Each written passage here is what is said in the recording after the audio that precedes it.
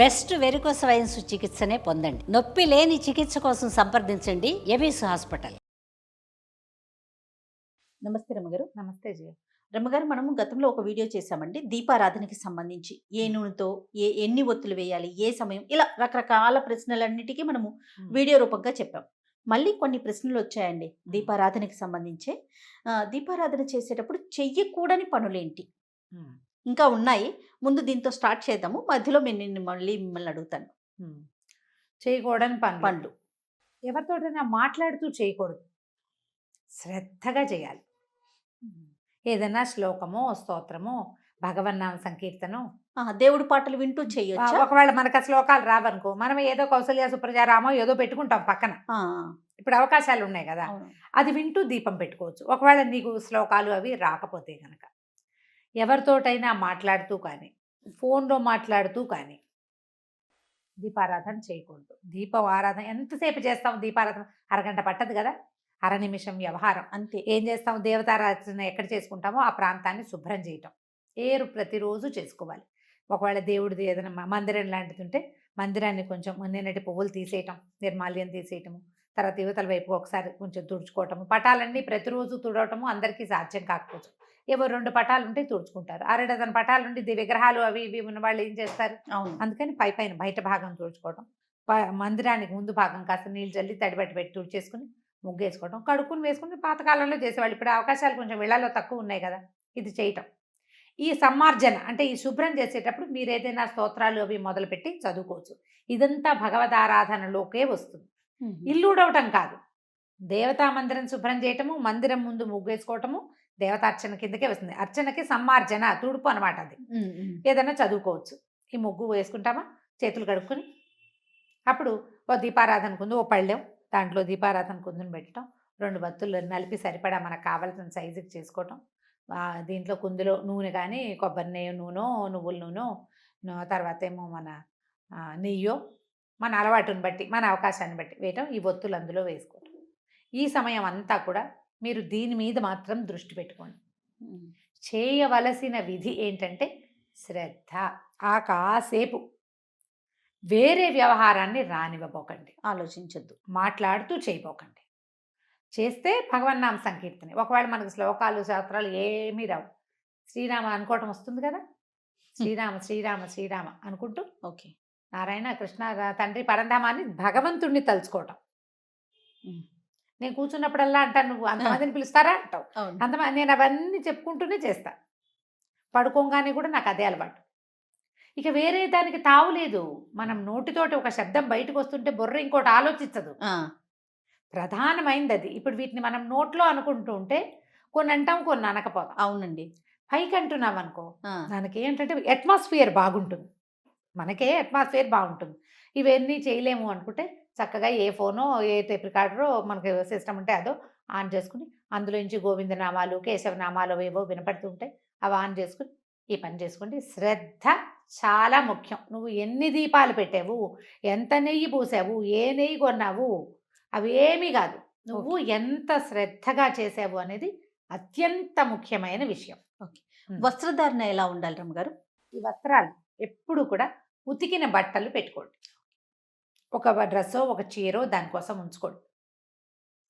ఈ పూట వేసుకున్నాం, రేపు వేసుకోవచ్చు అంటే ఆ బట్టలతోటి మీరు అన్నం తినకుండా బయటికి వెళ్ళకుండా ఉంటే ఈ పూట దీపం పెట్టుకున్న బట్టల్ని చీరని విడిచి పైన పెట్టుకుని దాన్ని జాగ్రత్తగా ఉంచుకుని చేయొచ్చు. లేదా ఈజీ మెథడ్ ఏంటంటే పొద్దునే ఉతికిన బట్టలు వేసుకోండి, చకచకా దీపం పెట్టేసుకోండి, అప్పుడు ఈ బట్టలు మార్చేసుకోండి. సాయంత్రం ఇంటికి వచ్చాక వేసుకుంటారు అదే డ్రెస్సు, అదే చీర కట్టుకుంటారు.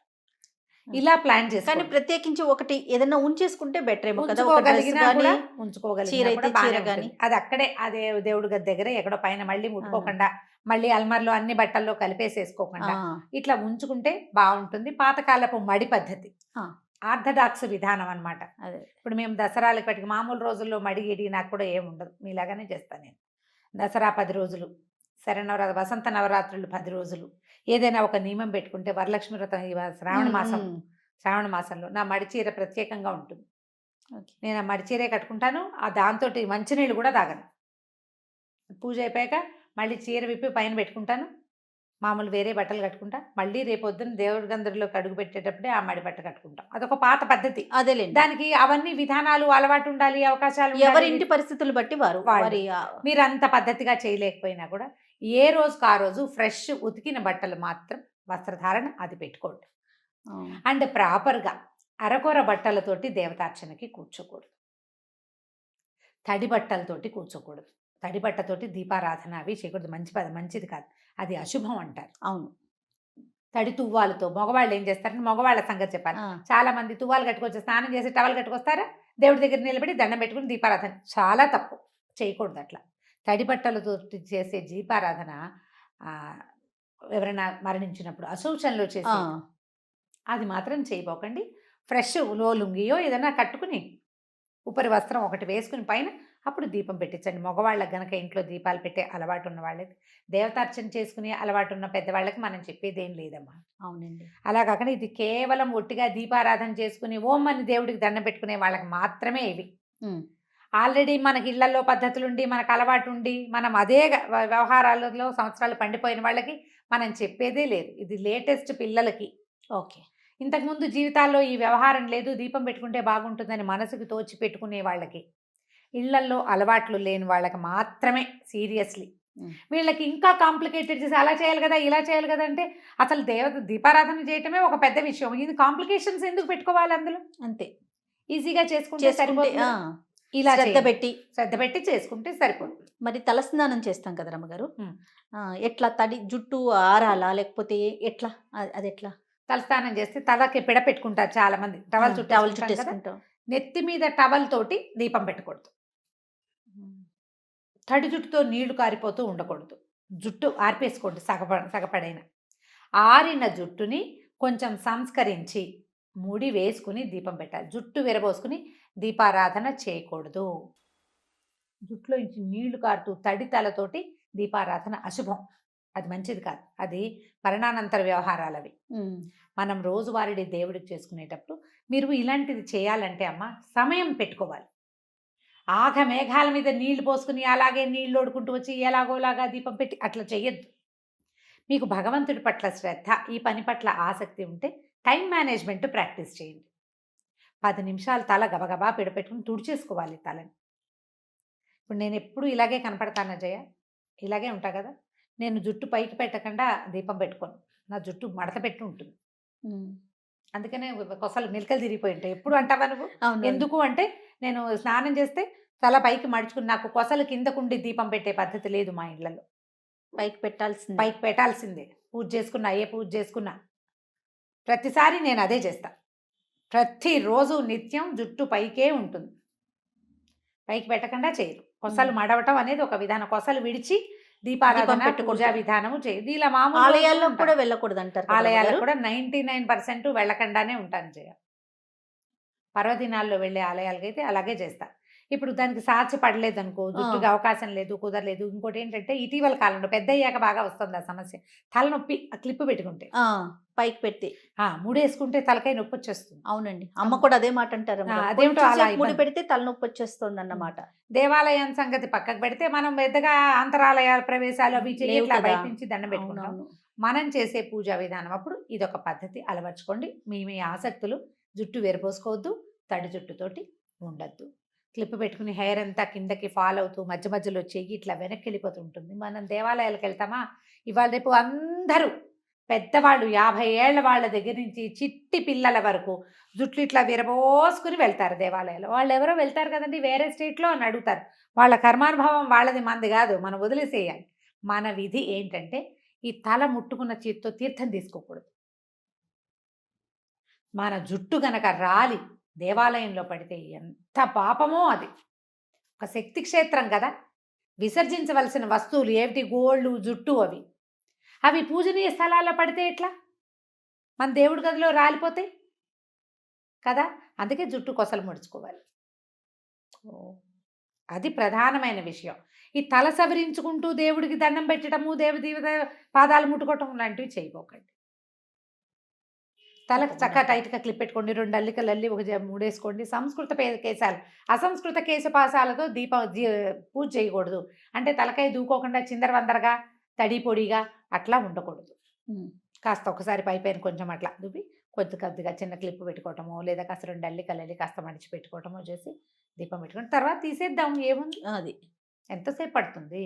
ఇది జ్ఞాపకం పెట్టుకోండి. అవకాశం ఉంటే చేయండి అమ్మా. ఇప్పుడు ఇందులో ఏంటంటే నేను 2 విషయాలు చెప్తా చేయండి. ఇవాళ రేపు ఎవరి ప్రయారిటీస్ వాళ్ళవి, ఎవరు ఎవరిని జడ్జి చేయకూడదు. ఈ 2 మన స్లోగన్స్. మన జీవితం ఇలాగే వెళ్తోంది. ఇప్పుడు పెద్దవాళ్ళు, మీ ఇంట్లో పెద్దవాళ్ళు ఉండి వాళ్ళకి ఈ విధానాలు ఉంటే చెయ్యండి. వాళ్ళని గౌరవించండి. వారిని గౌరవించకుండా వాళ్ళ మనోభావాలు, భగవత్ సంబంధమైన మనోభావాలు దెబ్బతింటూ మీరు ఏది చేసినా ఫలించదమ్మా. ఎప్పుడు వాళ్ళు మిమ్మల్ని ఏదో ఒకటి అనుకుంటూ ఉంటారు. ఎందుకు వచ్చింది? పాజిటివ్ ఎనర్జీ లేదు చూడండి. వాళ్ళకి నచ్చేలా చేయండి. మీరే ఉన్నారు, మీకేదో బాగా చేసుకోవాలనుంది, ఏదైనా ఒక మంచి మాట ఒకరిని ఫాలో అయ్యి ఆ ఫాలో అయిన ప్రకారం చేయండి. దాంట్లో నుంచి బయటికి వెళ్ళద్దు. నియమం గనక పెట్టుకుని పనిచేస్తే ఎంత అద్భుతమైన ఫలితం ఇస్తుందో నియమం. నియమం ఇచ్చిన ఫలితం తపస్సు ఇస్తుంది. తపస్సు చేసిన వాళ్ళకి ఎట్లాంటి ఫలితాలు లభిస్తాయో నియమబద్ధంగా ఉండే వాళ్ళకి అలాంటి ఫలితం లభిస్తుంది. మీరు ఏ స్విచ్ వేస్తే ఏ లైట్ వెలగాలో మన ఇంట్లో తెలిసినట్టుగా మన జీవితంలో కరెక్ట్గా మనకు తెలుస్తుంది నియమం వల్ల. మీరు పెట్టుకోండి, వాటిని దాటకండి. అందులో ఇలాంటివి కొన్నిటిని భాగం చేసుకోండి. భగవత్ సంబంధమైన వ్యవహారాలని ఇలాగే చేయాలి అని పెట్టుకోండి. దీంట్లో కఠోరమైనవి చెయ్యలేనివి పెట్టుకోవద్దు. సులువైనవి మానకుండా ఉండగలిగేవి తీసుకోండి. అది దానికోసం తాపత్రయపడదు. భగవంతుడు ఎంత సులువైన నియమానికైనా లొంగుతాడు. ఆయన కావాల్సింది ఏమిటి? శ్రద్ధ, అంతే. అదే కావాలి. ఆ శ్రద్ధ ఆయనకి ఎంత అవసరమో మన జీవితానికి అంత అవసరం.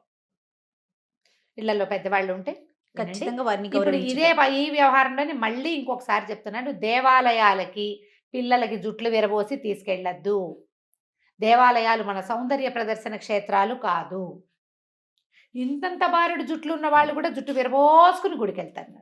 ఇక్కడేవో పెడతారు 2 క్లిప్పులు, జుట్టు అంతా ఇట్లా కింద ఫాలింగ్గా ఉంటుంది. ప్రయోజనం లభించదమ్మా. జాగ్రత్తగా చేయండి. మనం ఎక్కడికి గుడికి వెళ్ళామంటే ఏంటి, మనం ఒక్క పవర్ స్టేషన్ లోపలికి వెళ్ళి బయటకు వచ్చినట్టు. ఎంత ఎనర్జైజ్ అయిపోవాలి మనం. మన ఎనర్జీని వేళ్లాడేసిన జుట్టు, మనం రాల్చేసిన వెంట్రుకలు లాక్కుపోతే ఎట్లా? అవి తీసుకోకూడదు కదా. ఈ జాగ్రత్త వహించండి. దీపం పెట్టేటప్పుడు కూడా ఇదే విధానాన్ని పాటించండి. ఇంకా అంతే రమ్మగారు, చాలా అద్భుతంగా చెప్పారు. మళ్ళీ ఏమైనా సందేహాలు ఉంటే మళ్ళీ కామెంట్స్ రూపంలో ఉంటే మళ్ళీ మనం ఇంకొక వీడియోలో డిస్కస్ చేద్దాం. సరే, రైట్ రమ్మగారు, నమస్తే. నమస్తే జయ.